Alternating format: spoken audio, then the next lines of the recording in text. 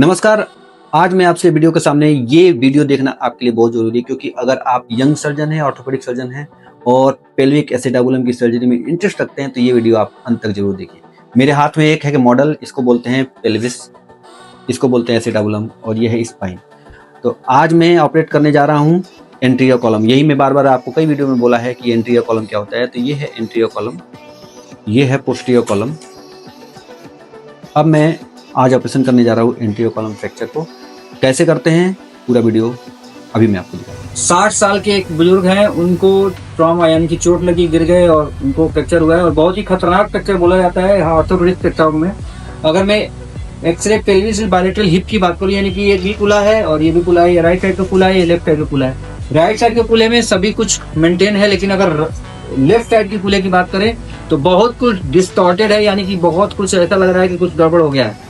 तो अगर मैं इस पे एक लाइन में कई बार बात 2-3 लाइनों की करता हूँ जब भी आप पेल्विस बायलैटरल हिप और एसिटाबुलम का फ्रैक्चर को अगर डायग्नोसिस बनानी होती है तो एक्सरे से भी डायग्नोसिस बनाई जा सकती है। सीटी इसलिए इंपॉर्टेंट है कि आपको इंट्रा ऑप क्या करना है, यानी कि उसकी सर्जरी किस अप्रोच से करनी है, इसके लिए सीटी इंपॉर्टेंट होता है। एक्सरे से आप डायग्नोसिस बना सकते हैं और सीटी से आप मतलब ऑपरेशन के दौरान कौन सा काम करना है, यानी कि कौन से सर्जरी करना है, चीरा कहाँ मारना है, ये आप सीटी से पता कर लेते हैं। क्योंकि एसिटाबुलम की सर्जरी में 100% रिडक्शन बहुत जरूरी है, तभी आप पेशेंट को बहुत जल्दी मोबिलाइज कर सकते हैं और उसका ब्लड जो है हिप में, जॉइंट में, उसको सर्कुलेशन को मेंटेन कर सकते हैं। क्योंकि अगर 100% रिडक्शन नहीं हुआ तो पेशेंट को पेन रहेगा और या फिर इसमें एवियंस यानी कि कूल्हे का सूखने वाला खतरा बना रहेगा।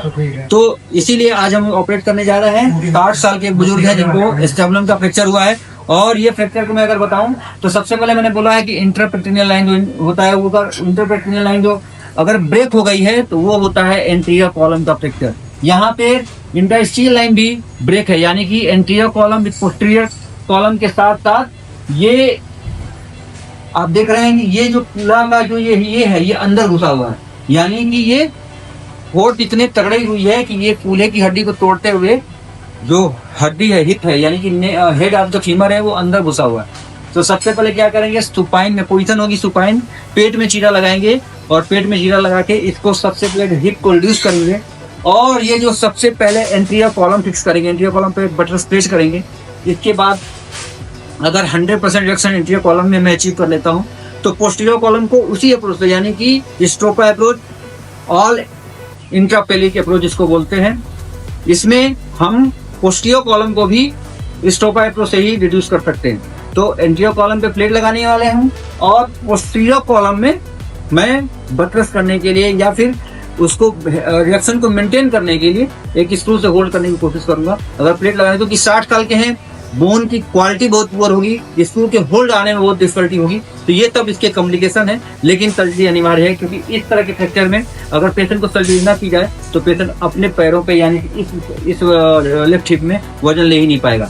कॉम्प्लिकेशन क्या क्या होंगे? स्ट्रोपा अप्रोच में कॉम्प्लिकेशन होता है ब्लीडिंग की, क्योंकि बहुत ज्यादा वाइटल स्ट्रक्चर, वाइटल वेसल आपके पेट के पास होते हैं, तो वो सबसे बड़ा कॉम्प्लिकेशन है। तो उसकी इंजरी होती है तो पेशेंट अनस्टेबल हो सकता है, बीपी बहुत ज्यादा फॉल होने लगता है। कॉम्प्लिकेशन में बता रहा हूँ। और क्या हो सकता है, अगर आप 100% अचीव नहीं कर पाए तो कहीं ना कहीं पेनफुल पेशेंट हो सकता है, मोबिलाइज करने में थोड़ा सा समस्या होगी, मोबिलाइज थोड़ा सा डिले करना पड़ेगा।